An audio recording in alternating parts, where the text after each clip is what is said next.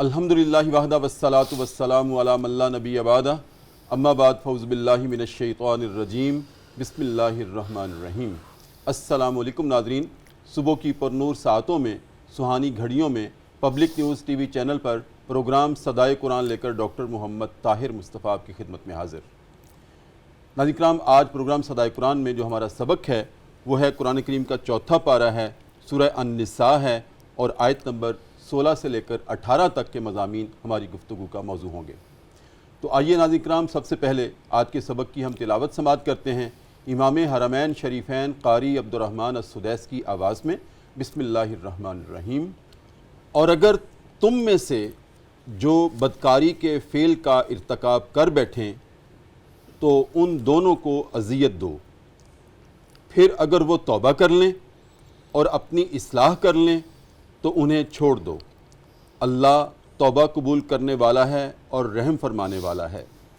لیکن یاد رکھو، اللہ انہی لوگوں کی توبہ قبول کرتا ہے جو ناسمجھی یا نادانی کی وجہ سے کوئی برا فعل کر بیٹھتے ہیں اور اس کے بعد جلد ہی توبہ کر لیتے ہیں۔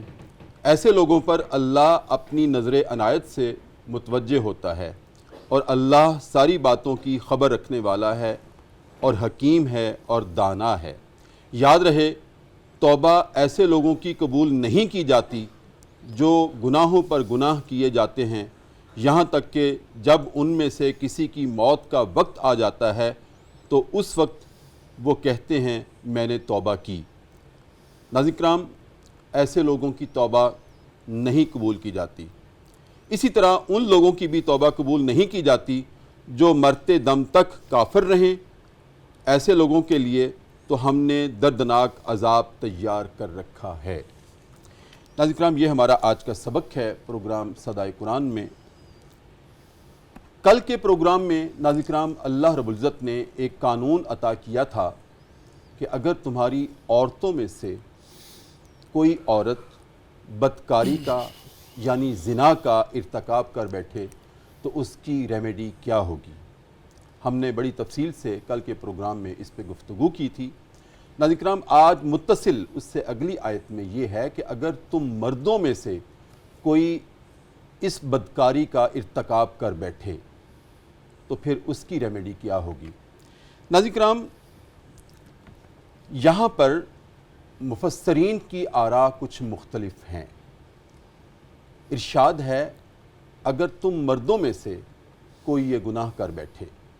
اب ظاہراً بھی اس کے دو معنی نکلتے ہیں۔ ایک معنی یہ نکلتا ہے کہ اگر مرد کسی عورت سے یہ بدکاری یا زنا کر بیٹھے، اور ایک معنی یہ بھی نکلتا ہے ناظرین کرام، اگر کوئی مرد اپنی نفسانی خواہشات کی تکمیل کسی دوسرے مرد سے کرنا شروع ہو جائے تو یہ بھی معنی نکلتا ہے۔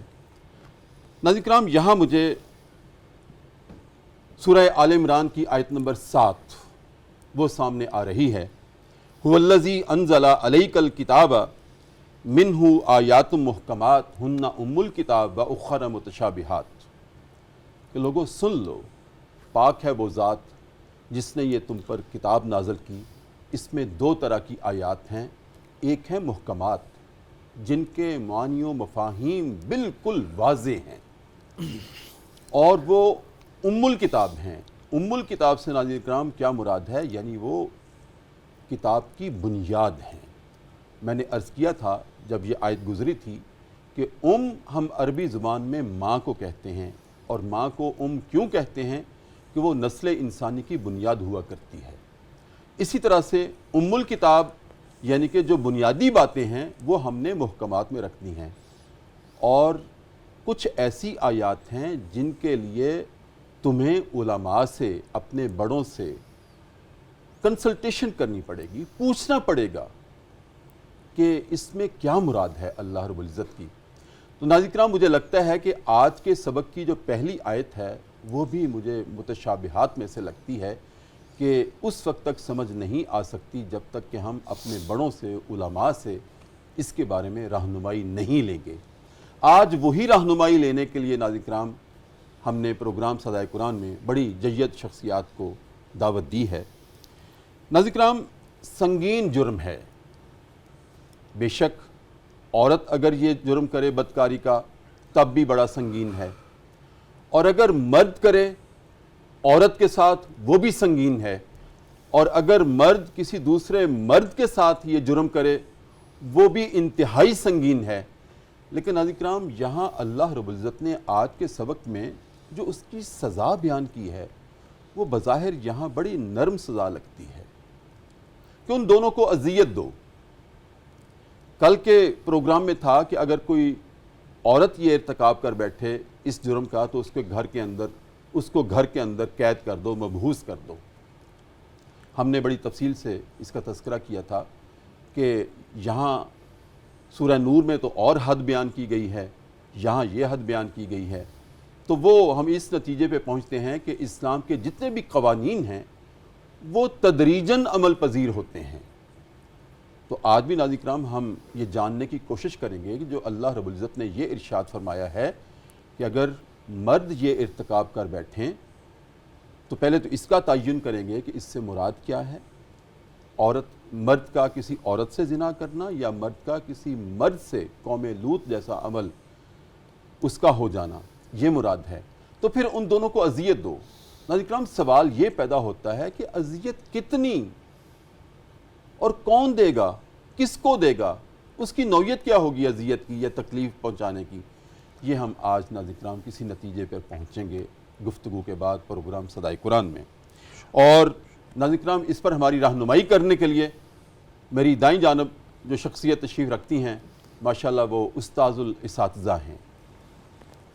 कुरान और हदीस में अल्लाह रब्बुल इज़्ज़त ने उनको मलका अता किया है। मैंने बतौर ख़ास आज उनको अपनी रहनुमाई के लिए, आपकी रहनुमाई के लिए दावत दी है। जनाब अल्लामा सैयद मोहम्मद आकिफ़ कादरी नाज़रीन किराम बहुत जय्यद आलिम दीन हैं, ख़तीब भी हैं, अदीब भी हैं, और अक्सर हमारे प्रोग्रामों में मुस्तकिल ज़ीनत रहते हैं सदाए कुरान की। और वाक़तन ये मुस्तकिल ज़ीनत हैं प्रोग्राम में। जब तशरीफ़ लाते हैं तो हमें ऐसी ऐसी बातों का इल्म होता है कि जो हमने पहले कभी सुनी भी नहीं होती थी। अस्सलामु अलैकुम शाह साहब। वालेकुम अस्सलाम व रहमतुल्लाहि व बरकातहू। अल्हम्दुलिल्लाह, मबसूत। बहुत शुक्रिया, आप तशरीफ़ लाए, बहुत शुक्रिया। और नाज़रीन किराम, मेरी बाईं जानब तशरीफ़ रखते हैं जो हमारे प्रोग्राम में कल भी तशरीफ़ लाए थे सियालकोट से, और मैंने उनको बुलाते हुए 2 दिन का वादा लिया था और आज दूसरा दिन है उनका लाहौर में। तो मैंने कहा था कि आप लाहौर में हैं तो कल भी आपने आना है, ये मैंने उनको गुज़िश्ता रोज़ गुजारिश की थी और आज वो तशरीफ़ लाएँ हमारी दावत पर। जनाब अल्लामा हाफिज़ मोहम्मद शहज़ाद कादरी कुसूरी, आप भी उस्ताद हैं माशाअल्लाह, कराची यूनिवर्सिटी से PhD कर रहे हैं और आलिम दीन हैं, ख़तीब भी हैं और ख़ूबसूरत गुफ्तगू करते हैं दलील के साथ। प्रोग्राम सदाए कुरान की ज़ीनत हैं। अस्सलामु अलैकुम वरहमतुल्लाह। वालेकुम अस्सलाम व रहमतुल्लाह। कैसे मिजाज? अल्हम्दुलिल्लाह, दुआ है आपकी। शाह साहब कैसे मिजाज हैं? अल्हम्दुलिल्लाह अला कुल्ली हाल। बहुत शुक्रिया, आप हमारी सरपरस्ती करते हैं। आपकी शफ़क़त, हमें हमेशा आपकी ज़रूरत है। आपकी शफ़क़त। अल्लाह आपको सलामत रखे। आमीन, जज़ाकल्लाह। शाह साहब, रहनुमाई कीजिएगा कि आज का जो सबक है, कल की जो आयत थी सूरह निसा की आयत नंबर 15, उसमें तो वाज़ेह था कि अगर तुम्हारी औरतों में से कोई इस जुर्म का, संगीन जुर्म का, ज़िना का, बदकारी का, ज़ुबान कांपती है ये नाम लेते हुए इस गुनाह का, वो इर्तिकाब कर बैठे तो उसको घरों में मबहूस कर दो। आज ये है कि अगर तुम मर्दों में से कोई ये कर बैठे, ये जुर्म कर बैठे, जैसे मैंने अर्ज़ किया कि कुरान करीम की एक मुहकमात आयात हैं, मुतशाबिहात हैं। मुहकमात का हम मानी व मफ़हूम भी पढ़ते हैं, तर्जुमा भी पढ़ते हैं तो हमें ऐन समझ आ जाती है। लेकिन जहाँ हमें बड़ों से पूछने की ज़रूरत पड़ती है, क्योंकि उनके मानी एलोगोरिकल हैं, फ़िलोसॉफ़िकल हैं, समझने की ज़रूरत है, तो वो फिर आप जैसे अहले इल्म की हमें ज़रूरत पड़ती है। हमें सबसे पहले शाह साहब ये बताइएगा कि यहाँ जो मर्दों की बात की गई कि अगर तुम मर्दों में से कोई ये जुर्म का इर्तिकाब कर बैठे, तो क्या इस इर्तिकाब से मुराद ये है कि कोई मर्द औरत से इस जुर्म का इर्तिकाब कर बैठे या मर्द मर्द से ही कर बैठे? जी। और फिर जो दूसरा इरशाद फरमाया कि उसको अज़ियत दो, जी। तो जो मैंने अर्ज़ किया है कि अज़ियत کوئی واضح نہیں ہے جی یہ سزا، جی کیا ارشاد؟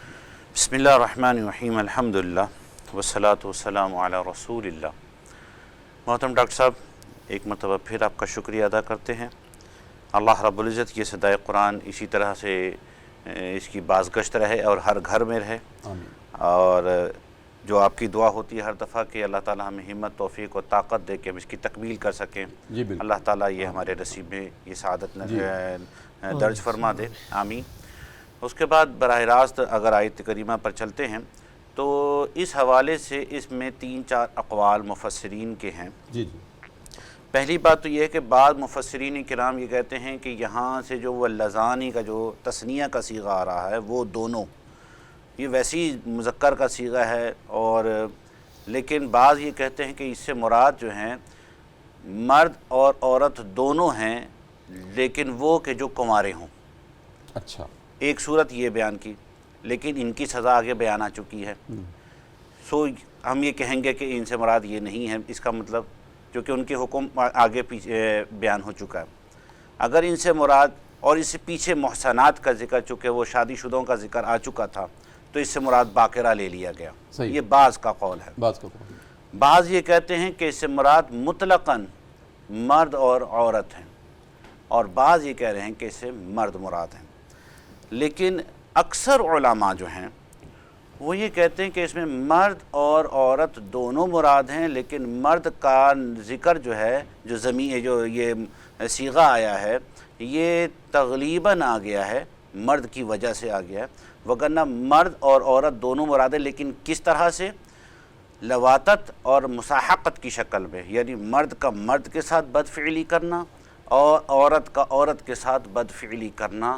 اس آیت کریمہ میں بنیادی طور پر اکثر علماء کا جو قول، رجحان، جھکاؤ، میلان ہے وہ یہی ہے کہ اس سے مراد وہ لواطت جسے اغلام بازی کہتے ہیں، کہ مرد کا مرد کے ساتھ یا عورت کا عورت کے ساتھ، مرد کے مرد کے ساتھ کو لواطت کہہ دیا اور عورت کے ساتھ عورت کی بدفعلی کو مساحقت، میم سین الف ہا قاف تا، تو یہ مساحقت کہلاتا ہے۔ اگر ہم یہ لیتے ہیں، انگریزی میں ہم ہومو سیکس کہتے ہیں، ہومو سیکس کہتے ہیں، اگر ہم یہ لیتے ہیں جو کہ جمہور کا ہے، اور ہم یہی لیں گے کیونکہ اکثر کا جھکاؤ میلان یہی ہے، اور پیچھے اگر ہم یہ مرد لیتے ہیں کہ مرد کا عورت کے ساتھ زنا کرنا، اس کی بھی سورہ نساء میں، سورہ نور میں حد بیان ہو چکی ہے، جی جی، جبکہ یہاں پہ فَأُوذُوهُمَا ادھر تو صرف اذیت کا ذکر آ رہا ہے، تو وہ حد وہاں بیان ہو گئی۔ اگر ہم وہ لیتے ہیں تو پھر اس آیت کو منسوخ مانا جائے گا، اس سزا کا مفہوم و مضمون جو ہوگا وہ منسوخ مانا جائے گا، لیکن امام اعظم ابو حنیفہ رحمۃ اللہ علیہ اور دیگر ائمہ کے نزدیک یہ منسوخ نہیں ہے، بلکہ یہ اب وہ اصطلاح استعمال کرنے لگا ہوں جو آپ نے بھی استعمال کی ہے، کہ اگر ہم اس کو لواطت و مساحقت کے بارے میں لیتے ہیں، اغلام بازی کا لیتے ہیں، ہومو سیکس کے معنی میں لیتے ہیں، تو پھر یہ آیت محکم ہے، یہ آیت محکم ہے بغیر کسی قسم کے تردد کے۔ تو ایک پورشن تو یہ ہو گیا کہ اس سے مراد کون ہے، اس سے مراد مرد بھی ہیں، عورت بھی ہے، مرد کا مرد سے اور عورت کا عورت سے، بلکہ اگر ایک قدم تھوڑا سا عورت سے اگر کہتے ہیں ہم اس کو لیزبین بھی کہتے ہیں، لیزبینزم بھی کہتے ہیں، جی۔ اور اس میں ایک اور چیز بھی، ایک قدم جو مفسرین کرام نے اس کے اندر کیا ہے، ہر وہ غیر فطری طریقہ جو قضائے شہوت کے لیے استعمال کیا جائے، کوئی بھی غیر فطری طریقہ، صرف مرد کا مرد سے اور عورت کا عورت سے نہیں، بلکہ تنہا مرد کا بھی اپنے آپ سے، آپ ٹھیک ہے جی، ہم پردے میں رہتے ہوئے اگر بات کریں، یا اور کوئی غیر طریقہ کہ غیر فطری طریقہ کہ مرد کا عورت کے ساتھ جس طریقے سے تعلق قائم کرنے کو تعلیم کیا گیا ہے اس کے سوا کیا جائے، قبول کے بجائے دبر کا استعمال کیا جائے، جس پر بڑی لعنت اور وعید اور مذمت کی گئی ہے، تو کوئی بھی غیر فطری طریقہ اس کے اندر وہ مفسرین نے اس کے اندر شامل کیا ہے۔ تو گویا یہ آیت جو کریمہ جو ہے یہ محکم ہے اپنے اس پس منظر کے ساتھ جو تشریح ائمہ نے، مفسرین نے اور شارحین نے بیان فرمائی ہے۔ اب اگلا سوال جو آتا ہے، اگلا جو پس منظر آتا ہے، اگلا قدم جو آتا ہے وہ یہ ہے کہ وہ سزا کیا ہو، جی، چونکہ سزا جو ہے وہ تو یہاں پر متعین نہیں کی گئی، بلکہ لفظ استعمال کیا گیا کہ فَآذُوهُمَا، کہ ان دونوں کو انہیں اذیت دو، تو اب اذیت کیسے دو، کس قدر دو، کس طرح کی دو. اب اس کے اندر بھی لواطت اور مساحقت کی سزا کے بارے میں شریعت مطہرہ نے کوئی حد نہیں بیان کی، جیسا کہ زنا کے بارے میں. جی حالانکہ یہ زنا سے زیادہ بدترین اور قبیح فعل ہے، طبعاً بھی، شرعاً بھی اور عقلاً بھی. جی حالانکہ زنا کے اندر طبعاً میلان عورت کی طرف ہوتا ہے، لیکن مرد کا مرد کی طرف تو طبعاً نہیں ہے. تو معلوم یہ کہ عقلاً، طبعاً اور شرعاً تینوں اعتبارات سے لواطت و مساحقت کے اندر جو ہے یہ بہت ہی سنگین ترین گناہ اور جرم ہے اور عجیب و غریب فعل ہے. لیکن اس کی حد جو ہے وہ نہیں بیان ہوئی، بلکہ یہ اس کی تعزیر بیان کی گئی ہے کہ قاضی، جج جو ہے وہ اپنی ثواب دید پر موقع محل کے اعتبار سے اور جرم کی نوعیت کے اعتبار سے، اس کی سنگینی جو ماحول کے اندر پائی جا رہی ہے اس کے اعتبار سے جو ہے وہ اس کی سزا کو متعین کرے گا، اور یہی امام اعظم کا فتویٰ اور مذہب ہے. لیکن یہاں پر ایک بڑی خوبصورت بات جو امام صاحب رحمۃ اللہ علیہ نے ہی لکھی ہے، بلکہ اس کو کسی حد تک امام شافعی رحمۃ اللہ علیہ نے بھی سیکنڈ کیا ہے، وہ یہ کہ امام صاحب یہ کہتے ہیں کہ یہ جو حد نہ بیان کرنا ہے اور تعزیر کا رکھنا ہے، یہ اس کی تخفیف نہیں ہے بلکہ تغلیظ ہے. یہ گناہ اتنا سنگین ہے کہ جب حد جاری ہوتی ہے کسی مجرم پر تو حد اس مجرم کو اس جرم سے پاک کر دیتی ہے، جبکہ یہ ایسا جرم ہے کہ اس میں اب ایسی سزا دی جائے جس میں مجرم کو جرم کی سزا ملے اور وہ عبرت بن جائے. حد میں تو سزا ملی اور وہ پاک ہو گیا، پاک صاف ہو گیا. اب اس پہ کسی قسم کا کوئی الزام نہ اس کی نسبت نہیں کی جا سکتی. شاہ صاحب یہاں پر میں مزید رہنمائی یہ لوں گا آپ کو کہ میں علامہ شہزاد صاحب کی طرف ایک دفعہ آپ کی اجازت سے ہو لوں، پھر میں آپ سے یہ رہنمائی لوں گا کہ کیا یہ کل کے پروگرام میں بھی ہماری کچھ گفتگو اس پہ ہوئی تھی، اور آج میں آپ سے بھی انڈورسمنٹ لوں گا کیونکہ آپ ماشاءاللہ استاذ العلماء ہیں، میں نے عرض کیا تو آپ کی بات ہمارے لیے ایک سند ہے. تو کیا دنیا میں حد جس پر نافذ ہو جائے، حد کا اطلاق ہو جائے اگر کسی شخص پر، کیا وہ دنیا میں سزا پانے کے بعد آخرت میں اس جرم کی سزا نہیں پائے گا، اتنا پاک ہو گیا، یا وہ سزا الگ ہے، یہ الگ رہے گی؟ میں دوبارہ آپ سے حاضر ہو گئی. جی علامہ شہزاد صاحب، جی اسی تناظر میں ابتداً آپ کیا فرمائیں گے؟ پھر میں توبہ کی طرف آؤں گا اس کے بعد. جی کہ جو ہے اذیت دی جائے. ماشاءاللہ قبلہ مفتی صاحب نے، شاہ صاحب نے بڑے اچھے انداز میں اس کو جو ہے اس کی اینوٹیشنز، اس کی وضاحت کی ہیں کہ امام ابو جعفر محمد بن جریر الطبری جو ہے، آپ اپنی سند سے روایت کرتے ہیں جس کو امام سدی نے جو ہے وہ نقل کیا ہے. وہ بیان فرماتے ہیں کہ اس آیا کریمہ کے اندر کنواری لڑکیاں اور لڑکے مراد ہیں جن کا نکاح نہیں ہوا، جو گناہ کا ارتکاب کریں، اور من کے ساتھ کنوارے لڑکے اور لڑکیاں آپس میں، یہ مراد ہیں. اور ابن زید کا بھی یہی قول ہے. اسی طرح بعد نے لکھا کہ پہلی آیت میں زناکار عورتیں مراد تھی، اس سے جو پچھلی آیت تھی، اور اس آیت میں زناکار مرد مراد ہیں. یہ جو آیا کریمہ ہے، جیسا کہ آپ نے سوال کیا، امام مجاہد کا بھی یہی قول ہے کہ انہوں نے فرمایا کہ اس آیت میں جو مراد ہیں وہ زناکار مرد مراد ہیں. صحیح. اور بعض نے کہا کہ مرد اور عورت دونوں مراد ہیں، خواہ کنوارے ہوں یا شادی شدہ ہوں، اور سزا یہ ہے کہ ان کو مار پیٹ کی جائے، سزا دی جائے. جیسے قبلہ مفتی صاحب نے کہا کہ چونکہ فقان الامر من اول الاسلام، تو یہ چونکہ اسلام کی ابتدائی چیزیں تھیں، اور سورہ نور کے اندر اللہ تبارک و تعالیٰ نے زنا کی حد کو بیان کر دیا. اور بعض نے کہا کہ حاذہ الآیہ منسوخۃ، کہ یہ آیا کریمہ جو ہے یہ منسوخ ہے، اس لیے مار پیٹ کا حکم جو ہے اس آیت کے نزول کے بعد جو ہے وہ وہیں پر جو ہے سورہ نور کی جی مقید ہو گیا. ظاہر ہے چونکہ یہ اس سے پہلے ان کا نزول ہے. اسی طرح جو جمہور کے نزدیک وہ جو حدیث متواتر ہے انہوں نے کہا کہ جو شادی شدہ زانی جو ہوگا وہ حدیث متواتر سے یہ ثابت ہے کہ اس کو رجم کیا جائے گا۔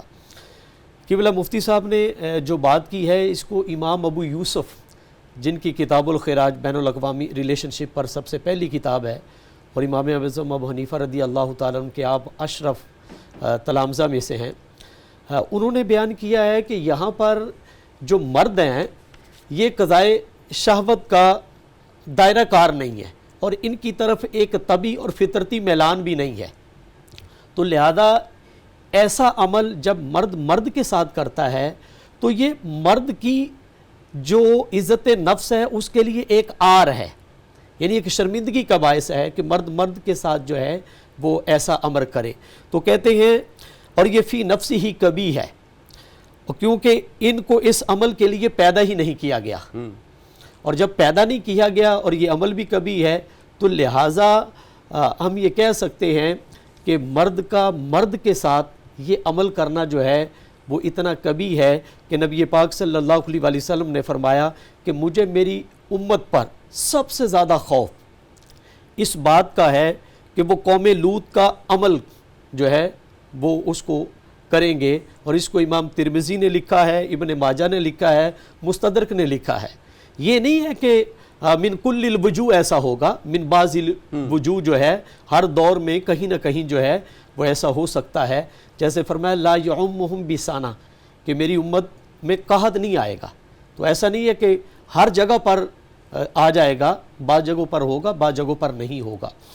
دوسرا حضرت عبداللہ بن عباس رضی اللہ تعالیٰ عنہ نے فرمایا کہ نبی پاک علیہ الصلوۃ والسلام نے فرمایا کہ جب تم کسی دونوں مردوں کو یہ امر کرتے ہوئے دیکھو تو فاعل اور مفعول دونوں کو قتل کر دو، جیسے قبلہ مفتی صاحب نے کہا کہ امام اعظم ابو حنیفہ رضی اللہ تعالیٰ عنہ نے آپ نے فرمایا کہ اس پر حد کا جاری نہ ہونا اس کی شدت گناہ کی کمی کی وجہ سے نہیں ہے، تغلیباً اس کو بیان کیا گیا کہ اس کا حد نہ ہونا اور اس پر شدت کا اظہار اس حد سے زیادہ ہے، اور شریعت نے اس کو اتنا ناپسند کیا ہے کہ نبی پاک علیہ الصلوۃ والسلام نے فرمایا کہ ساتوں آسمانوں کے اوپر سے اللہ تبارک و تعالیٰ لعنت فرماتا ہے اور 3 مرتبہ متواتر لعنت فرماتا ہے اس بندے پر جو قوم لوط کا جو ہے وہ فعل کرتا ہے۔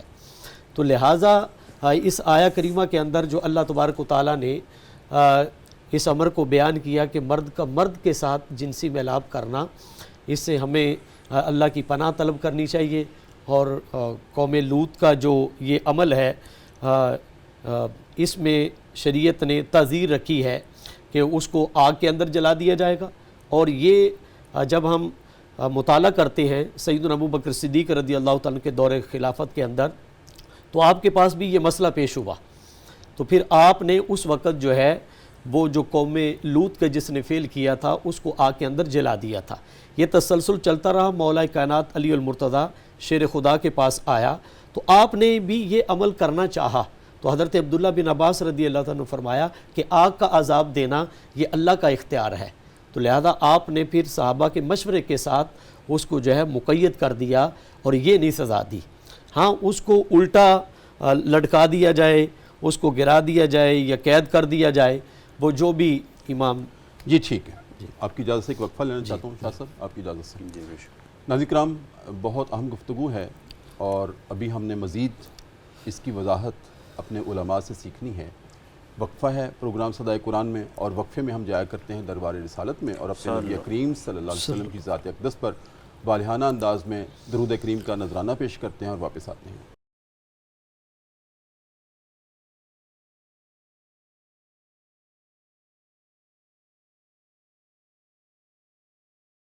وقفے کے بعد ناظرین کرام دوبارہ آپ کی خدمت میں حاضر ہیں۔ صبح کی پرنور ساعتیں ہیں، public news T V channel ہے، ہمارا پروگرام ہے صدائے قرآن، اور الحمدللہ رب العالمین آج ہمارا سبق پہنچا ہے سورہ النساء کی آیت نمبر 16 سے لے کر 18 تک۔ شاہ صاحب، علامہ شہزاد صاحب نے نبی کریم صلی اللہ علیہ وآلہ وسلم کی حدیث کا سہارا لیتے ہوئے وضاحت کی ہے کہ نبی کریم صلی اللہ علیہ وسلم نے فرمایا ہے کہ جو شخص مرد سے اگر اپنی نفسانی خواہشات کی تکمیل کرے تو اس کو قتل کر دیا جائے یا اس کو آگ میں ڈال دیا جائے۔ قرآن نے جو کہا ہے اذیت دی جائے، اور دوسری طرف فرمان رسول ہے وہ وحی مطلب وحی غیر مطلب ہے جی، لیکن ہے وحی، وما ینطق عن الہوا ان ہوا الا وحی یوحی، جی کہ ہم پہلے وحی کرتے ہیں پھر ہمارے نبی اپنے لپس کھولتے ہیں اور بات کرتے ہیں، جی تو ہمارے لیے سند کا درجہ ہے۔ بے شک۔ لیکن آپ ہماری یہ رہنمائی کریں کہ یہ اختیار کس کو ہے سزا دینے کا؟ ایسے تو اگر ہم دیکھتے ہیں کہ خدا نخواستہ ہماری آنکھیں یہ کبھی منظر نہ دیکھیں آمین۔ کہ ایسا گناہ کرتے ہوئے کسی کو، تو اگر کچھ سامنے آ جائے یہ گناہ اور ہم بے ارادی طور پر غیر ارادی طور پر نظر پڑ جائے، تو کیا کسی کو اختیار ہے کہ وہ وہی دھاوا بول دے ان کے اوپر، جی یا اس کا اختیار عدالت کو ہے، یا کہاں کون سزا دے گا؟ بے شک یہ حدیث پاک میں جو بیان آیا یہ اپنی جگہ موجود ہے، اس کے اوپر تو کوئی کلام ہم نہیں کرتے۔ جی ترمذی شریف کی جی حدیث۔ ترمذی شریف میں بھی ہے، ابو داؤد شریف میں بھی، ابن ماجہ میں بھی ہے، اور دیگر اور دوسرے اور حوالہ جات بھی مولانا نے پیش کیے، ان پہ بھی کوئی کلام نہیں ہوتا۔ جی جی لیکن آپ کا سوال جو ہے وہ بہت خوبصورت ہے کہ اب سزا اچانک کوئی دیکھے تو وہ از خود نہیں، اس سے تو انارکی پھیلتی ہے، بالکل انارکی پھیلتی ہے، اور اس کا قلقمہ کرنے کے لیے اصول، قانون، ضابطہ، فارمولہ یہی ہے کہ سزا دینے کا اختیار جو ریاست کے جو قانون نافذ کرنے والے ادارے ہیں یہ انہی کے پاس ہے۔ خاص یہ ہو چاہے وہ ناموس رسالت والا ہو، وہ چاہے قرآن کی ناموس کا ہو، کوئی بھی قانون ہے اس کے اوپر جو عمل درآمد کیا جائے گا سزا کے باب میں جاتے ہوئے، وہ عدالت اور قانون کے ادارے کریں گے، کوئی فرد یا افراد کا گروہ نہیں کرے گا۔ صحیح۔ یہ تو پھر ماحول کو بہت زیادہ آلودہ کرنے والی بات ہے، اور اس سے یقیناً دین اسلام پر بہت سارے دوسرے قسم کے سوالیہ نشان جو ہیں وہ ابھر آئیں گے یقینی طور پہ۔ تو البتہ فقہاء کرام نے، جیسا کہ پیچھے بات آ چکی ہے کہ وہ تعزیر ہے، جی جی تعزیر ہے۔ یہ جو فعل ہے، جس فعل بد اور جس فعل قبیح کی ہم بات کر رہے ہیں، لواطت و مسحقت کی بات کر رہے ہیں، یہ تو اتنا ناجائز ہے کہ اس کے جواز پر اگر کوئی قائل ہوتا ہے تو اس پر تو فقہاء کا جمہور کا فتویٰ موجود ہے کہ یہ گویا دائرہ اسلام سے خارج ہونے والی بات ہے، اس پر اتفاق ہے علماء۔ جی جی کہ مرد کا مرد کے ساتھ کرنا یہ دائرہ اسلام سے خارج کر دیتا ہے، اگر اس کو کوئی جائز سمجھ رہا ہے، اگر کوئی جائز سمجھ کے کر رہا ہے، جائز سمجھ کے کر رہا ہے تو دائرہ اسلام سے خارج ہے۔ اور دوسرا میں کہتا ہوں کہ نبی کریم صلی اللہ علیہ وسلم کی امت سے نکل جاتا ہے، اور جب امت سے نکل گیا تو پیچھے رہا کیا ہے؟ کچھ بھی نہ رہا۔ اچھا جی بالکل۔ یہ جو علامہ شہزاد صاحب نے بات کی، کیا یہ بھی تعزیر میں شامل ہے کہ اس کو قتل کر دیا جائے؟ بے شک یہ تو حد نہیں، یہ حد نہیں، حد تو تب ہوگی جب بیان کر دی جائے گی حدیث یعنی نص قرآنی کے ساتھ یا باقاعدہ متواترہ کے ساتھ۔ اس پر فقہاء کا، اور دیکھیے کمال کی بات یہ کہ اگر یہ حداً چیز ثابت ہوتی تو صحابہ کرام کا اس فعل قبیح میں سزا میں اختلاف نہ پایا جاتا۔ صحابہ کرام میں سے بعض نے قتل کیا، بعض نے اوپر سے نیچے گرا دیا، بعض نے دیواروں کے نیچے دیوار یعنی اس کے اوپر گرا کے اس کو کچل دیا، اس طرح کی مختلف قسم کی سزائیں دی گئیں، اور 10-15 کوڑے بھی لگائے گئے، اس طرح کی بھی سزائیں۔ تو یہ اسی لیے پیچھے جملوں میں کہا جا چکا ہے کہ یہ موقع کا جو قاضی ہے وہ موقع کی مناسبت سے جرم کی سنگینی اور علاقائی حالات کا مطالعہ کرتے ہوئے وہ سزا کو دے گا۔ اب اس میں مختلف صورتحال ہیں، اس میں 10-5 کوڑے لگا کر بھی ہو سکتا ہے، اس میں قید۔ جو سب سے زیادہ پسند کیا گیا امام اعظم نے کہ قول یعنی فقہ حنفی کے اندر صاحب فتح القدیر نے 2 باتیں لکھی، موٹی موٹی، ویسے تو بہت ساری باتیں، وہ اس میں سے ایک بات تو یہ کہ اس کو یعنی سر کے بل نیچے گرا دیا جائے، لیکن قاضی، کوئی صاحب دیکھنے والے نہیں، جج کے فیصلے کے مطابق انفرادی طور پر کسی کو یہ حق حاصل کسی بھی سزا دینے کا، بالکل کسی بھی سزا دینے کا انفرادی طور پر نہیں۔ اب وہ اس کی انہوں نے ریاست کے اندر کوئی فرد ریاست نہیں بن سکتا، فرد ریاست نہیں بن سکتا، فرد قانون نہیں بن سکتا، درست۔ اب امام صاحب فتح القدیر نے ایک سزا لکھی ہے وہاں پر کہ وہ یہ بھی قاضی کرے کہ وہ الٹا یعنی لٹکائے اور گرا دے. یہ بالکل اس آیت کریمہ پر عمل ہوگا جو سورہ نمل کے اندر یہ قوم لوط کے اوپر جو عذاب آیا ہے، پتھروں کی بارش اور اس بستی کو الٹا کرنا، گویا وہ سر کے بل گرا دیا گیا. لیکن اسی کے ساتھ ساتھ انہوں نے ایک اور بات بھی کی ہے کہ ایک جو مجھے پسند آئی سزا، جو اس کو وہ خود کہہ رہے ہیں، یہ میں اپنی بات نہیں کر رہا، امام صاحب کی بات کر رہا ہوں، وہ کہتے ہیں کہ یہ کہ اس کو قید میں ڈال دو تا وقت تک کہ اس کی موت آ جائے. جیسے کہ گزشتہ آیت میں عورت کے بارے میں کہا تھا کہ اس کو مبعوث کر دو جب تک کہ اس کی موت آ جائے. بالکل. تو اس کے ساتھ بھی یہ کیا اس کی حد. اچھا شاہ صاحب، آگے رہنمائی ہمیں یہ چاہیے، بالکل متصل آگے یہ ارشاد ہے، اگر وہ توبہ کر لیں تو پھر انہیں چھوڑ دو. جی. یہاں میرا ایک اشکال ہے کہ عدالت کے اندر اگر کوئی شخص یہ کہے کہ میں نے یہ جرم کیا ہے، میں اقبال کرتا ہوں، اعتراف کرتا ہوں کہ میں نے جرم کیا ہے، لیکن اب میں توبہ کرتا ہوں، تو کیا عدالت اس کی توبہ قبول کرنے کا اختیار رکھتی ہے، یا توبہ کو قبول کرنے کا اختیار تو اللہ کی ذات کو ہے؟ یہاں ہماری جواب ہے جی نہیں. اس کی مختصر جواب تو یہ ہے کہ جی نہیں، مختصر فیصلہ. جی پہلا جواب. اور ویسے بھی اصول افتاء میں یہی کیا جاتا ہے کہ پہلے آپ اس کا معروضی جواب دے کے بعد میں تفصیل اور دلائل چلتے ہیں. جی. پہلی بات تو یہ کہ جو لفظ تابہ و اصلحہ آ رہا ہے کہ وہ دونوں توبہ کر لیں اور اپنے آپ کو سدھار لیں، یہ ایک اجمال ہے، اور اس کی تفصیل پھر حدیث اور فقہاء کرام کے اقوال میں مل گئی کہ اس کو سزا دینا تو ضروری ہے، معاشرے کی تطہیر کے لیے اور عوام کے لیے ایک عبرت اور سبق بنانے کے لیے وہ یہ اس کو سزا دینا تو بہرحال ضروری ہے. وہ کس قدر، وہ پھر جج اور قاضی موقع پر وہ فیصلہ کرے گا. دوسری بات جو بہت خوبصورت ہے جس کو ائمہ نے لکھا ہے، وہ یہ بات ہے کہ تابہ کا جو تعلق ہے وہ سزا کے بعد کے حالات کا ہے، کہ سزا نافذ کر دی گئی، اس کو سزا دے دی گئی. مثال کے طور پر ہم امام صاحب فتح القدیر کا قول اٹھاتے ہیں کہ اس کو قید میں ڈال دیا گیا. جب قید میں ڈالا گیا، اب اس کے حالات یہ ہیں کہ وہ توبہ کرتا ہے، اس کے اثرات اس پہ نمایاں ہیں، اس نے اپنے آپ کو سدھارا ہے، وہ اس کے چال ڈھال، اس کے معمولات نظر آتے ہیں کہ وہ اپنے آپ کو اس سزا کے اندر بہتر کر رہا ہے، سنوار رہا ہے، تو یہاں تعزیر ختم کی جا سکتی ہے. تو یہ جو کہا جا رہا ہے نا وہ تابہ، جب وہ توبہ کر لے تو اس کی توبہ کو قبول فاعرضوا عنہما، تو ان دونوں سے اعراض کر لو، انہیں چھوڑ دو. معنی یہ کہ اس کی تعزیر ختم کی جا سکتی ہے. اس کو تانے دینے سے، جب اس پہ سزا لگ گئی، تعزیر مل گئی، تو اب تم اس کو تانے مت دو، اس کو ماضی کے گناہ کا سنا کے اس کو شرمندہ نہ کرو. یہ وہ ساری چیزیں ہیں جن کا یہاں پر ذکر کیا جا رہا ہے. لیکن یہ کہ اس کی توبہ اپنا اس کو معافی کر دیا جائے، مطلقاً اس کو کوئی سزا نہ دی جائے، ایسا نہیں ہے. سزا لازماً اس کو دی جائے گی. دوسرا، توبہ کو قبول کرنے کا اختیار بھی تو اللہ کی ذات کو ہے. اور اس کے ساتھ ساتھ ایک اور بات بھی ہے کہ گناہوں کی جن کے حقوق کو سلب کر لیا جاتا ہے، یہ ضائع کر دیا جاتا ہے، ان کو عدالت از خود معاف نہیں کر سکتی تاوقتہ کہ سامنے والا معاف نہ کرے. عدالت سزا ہی سنائے گی جو بھی اس کی سزا بنتی ہوگی. ہاں، سامنے والا قصاص ہے، وہ معاف کرتا ہے، معاف کر دیں، وہ دیت بھی نہ لے، اس کی مرضی. جی ٹھیک. ناظرین کرام، دوبارہ وقفہ ہے پروگرام صدائے قرآن میں، اور ایک مرتبہ پھر ہم چلتے ہیں اپنے نبی کریم صلی اللہ علیہ وسلم کی ذات اقدس کی طرف اور درود کریم کا نذرانہ پیش کر کے واپس آتے ہیں.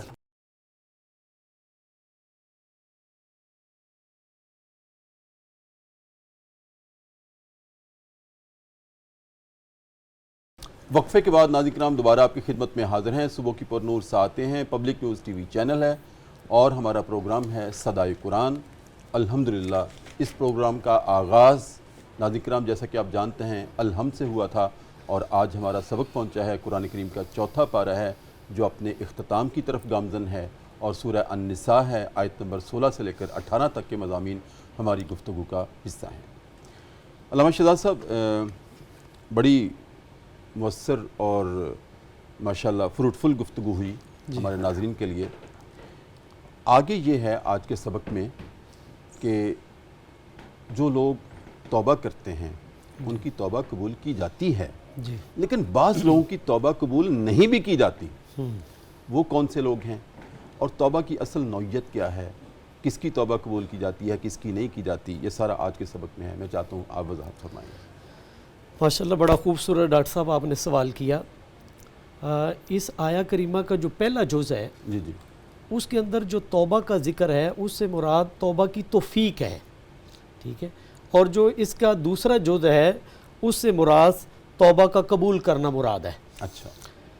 اور جہاں تک قبلہ مفتی صاحب نے بات کی تو میں اس میں تھوڑا سا اضافہ کرنا چاہوں گا. جی جی اور یہ صرف اللہ کے کرم سے ہے, اس میں بندے کا کوئی استحقاق نہیں ہے کہ بندہ جو ہے وہ اس کے اندر یہ نہیں کر سکتا کہ جی میری جو ہے وہ اللہ تبارک و تعالیٰ کے ذمہ کرم پر ہے.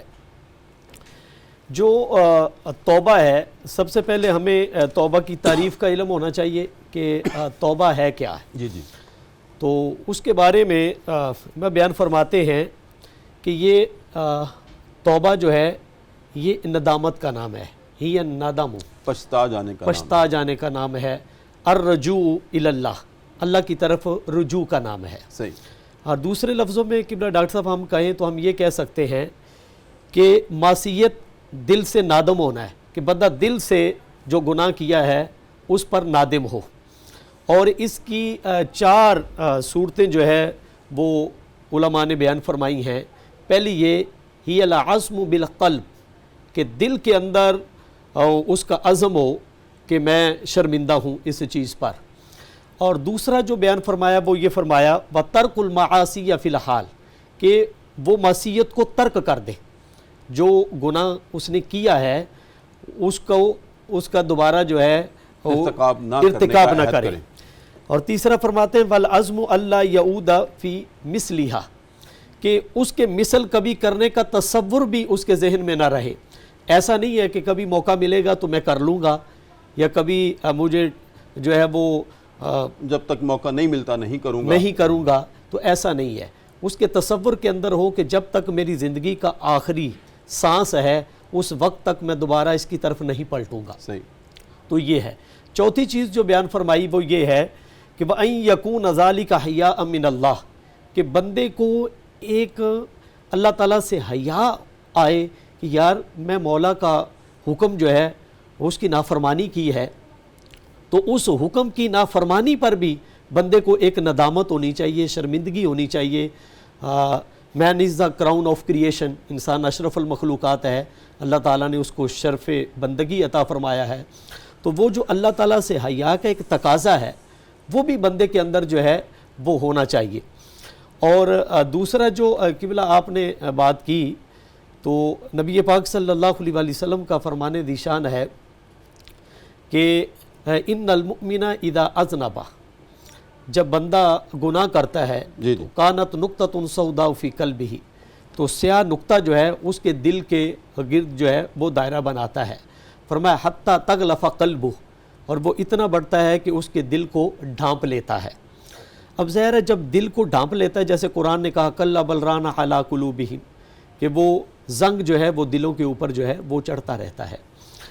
تو جب ہم قرآن و سنت کا مطالعہ کرتے ہیں تو اس کے اندر اللہ تبارک و تعالیٰ نے بار بار یہ فرمایا یا ایھا الذین آمنوا توبوا الی اللہ توبۃ نصوحا, اے ایمان والو توبہ ایسے کرو, پکی توبہ کرو.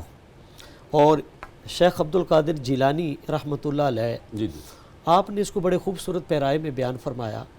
آپ نے فرمایا کہ توبہ کا ایمان کے ساتھ تعلق اس طرح ہے کہ اذا صحت التوبہ صح الایمان, جب بندہ پکی توبہ کرتا ہے نا تو اس کا ایمان بھی صحت یاب ہو جاتا ہے, یعنی ایمان کے وہ اعلیٰ درجے پر فائز ایمان میں تازگی آ جاتی ہے, بس دادا, اور وہ بڑھ جاتا ہے, وسعت اختیار کر جاتا ہے. سبحان اللہ. جی بالکل ٹھیک ہے. مفتی صاحب, شاہ صاحب آپ کی طرف حاضر ہوں, پروگرام کے آخری لمحات ہیں اور میں نے آپ کے لیے ایک سوال چھوڑا تھا.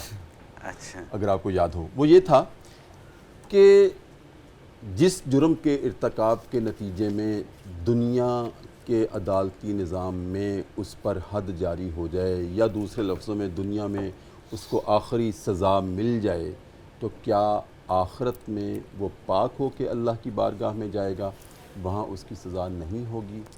کیا ریمیڈی ہے؟ کیونکہ ہم نے یہ بھی قرآن میں پڑھا ہے کہ دنیا کی سزا اور اس کے بعد عذاب آخرہ تو اس سے کئی درجے بہت زیادہ سنگین ہے اور علیم ہے۔ ایسا شخص جس کو اس کے کسی سزا کے جرم کی سزا جو حداً اس کے اوپر جاری کر دی گئی دنیا میں، آپ کے سوال کے مطابق اس کو عند اللہ اگر اس نے توبہ بھی کر لی تھی تو جو سزا اس کو مل چکی ہے، انشاءاللہ اللہ کی بارگاہ سے اس کی رحمت سے امید یہی ہے کہ وہ وہاں پہ نجات یافتہ ہی ہوگا، کامیاب و کامران ٹھہرے گا انشاءاللہ۔ ٹھیک۔ اب دوسرا مرحلہ جو ٹاپک چل رہا تھا، موضوع چل رہا تھا، مولانا کی طرف حوالہ آپ کا گیا تھا، وہ توبہ سے متعلق، جو ان آیات کا اختتام، آج کے سبق کا اختتام بھی ہے۔ اس میں کچھ اضافہ میں کرنا چاہ رہا تھا کہ امام غزالی علیہ الرحمہ نے اپنی کتاب منہاج العابدین میں اپنے شیخ کا قول نقل کیا ہے کہ مجھے اپنے شیخ کی تعریف جو توبہ کے باب میں انہوں نے کی ہے وہ مجھے سب سے زیادہ اچھی لگتی ہے کہ انسان کا کسی آئندہ کے لیے کسی ایسے گناہ سے باز آ جانا، اس کو ترک کر دینا، چھوڑ دینا جو اس کے ماضی میں جس کا اس نے ارتکاب کیا ہو، اور یہ گناہ کا ترک کرنا محض اللہ تعالیٰ کی رضا کو پانے کے لیے اور اس کی تعظیم کے لیے ہو اور اس کی ناراضگی کے ڈر سے ہو۔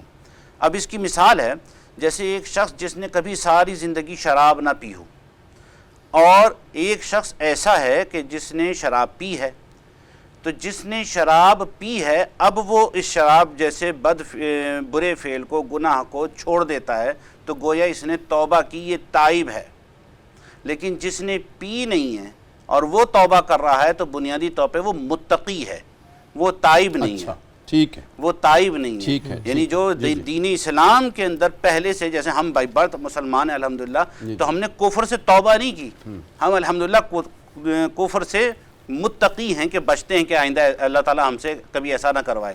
لیکن جو آیا ہے میدان میں، دوسری دنیا سے اسلام کے میدان میں آ گیا، اسلام کے دائرے میں آ گیا ہے، وہ گویا تائب ہو کر آیا الحمدللہ۔ اچھا شاہ صاحب، ایک تیسری نوعیت بھی ہے، جی جی، بس اس کا آپ سے جواب لے کر پروگرام کا اختتام کرتے ہیں انشاءاللہ۔ وہ تیسری نوعیت یہ ہے کہ ایک شخص ہے، ہم انسان ہیں نا، خطا کے پتلے ہیں، بعض اوقات ارادی طور پر، غیر ارادی طور پر ہم نے توبہ کی تھی، اچھا اسی گناہ کا ارتکاب پھر انسانی کمزوریوں کی وجہ سے دوبارہ ہو گیا، جی جی، تو کیا دوبارہ اس کی معافی ہوگی یا اس کی دوبارہ توبہ قبول کر لی جائے گی؟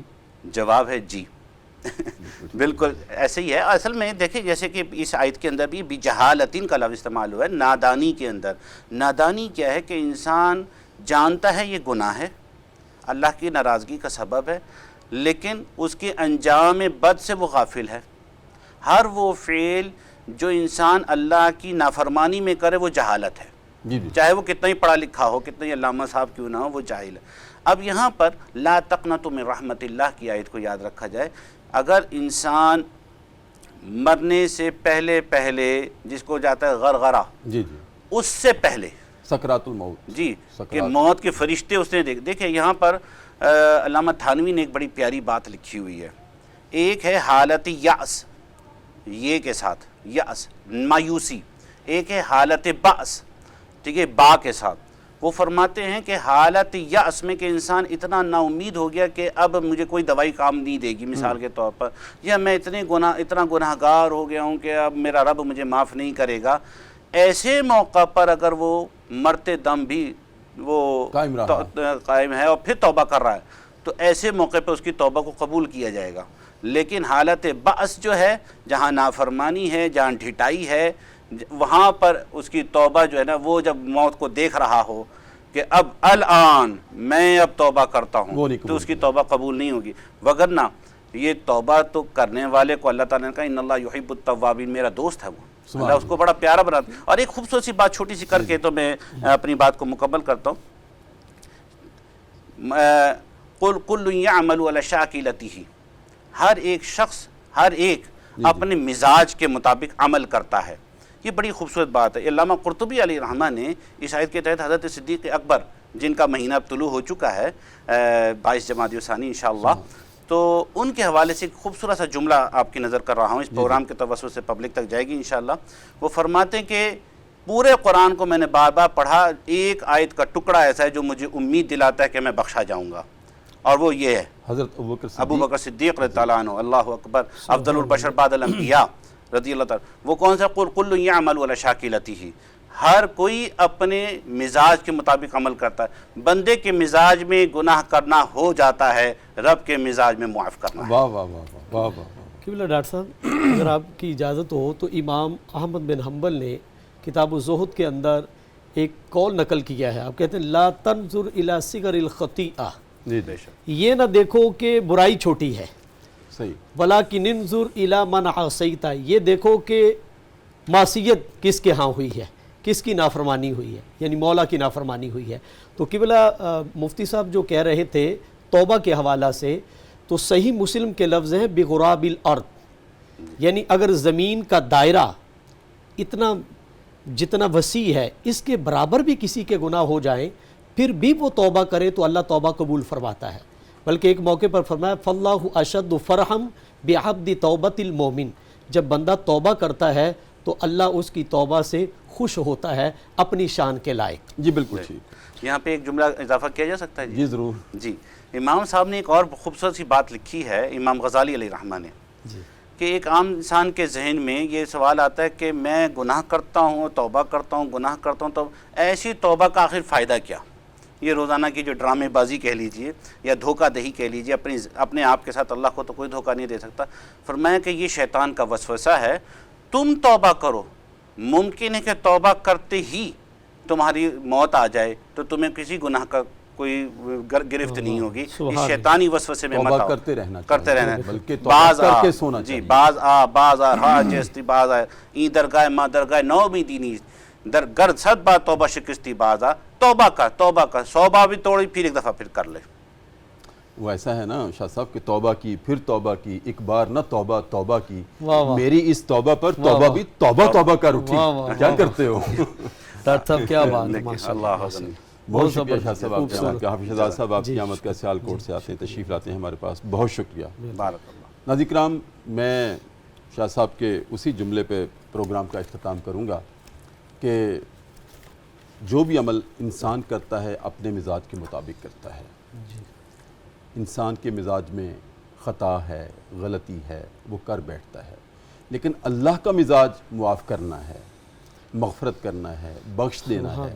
لہٰذا اللہ اپنے مزاج کے مطابق کرتا ہے، انسان اپنے مزاج کے مطابق کرتا ہے. پھر بھی ہمیں توبہ ایک مرتبہ، آج کے سبق میں بھی یہی ہے کہ یہ نہیں انسان ہے، غلطی ہو جاتی ہے، پھر توبہ کرنے کی ضرورت پیش آ جاتی ہے. تو شاہ صاحب نے کہا کہ جی بار بار توبہ قبول ہو سکتی ہے، لیکن انسان کو احتراز کرنا چاہیے. ایک مرتبہ اللہ سے وعدہ کر لیا ہے تو پھر بار بار وعدہ توڑنا تو نہیں نہ چاہیے. اصل بات تو یہ ہے کہ وعدہ کس سے ہو رہا ہے.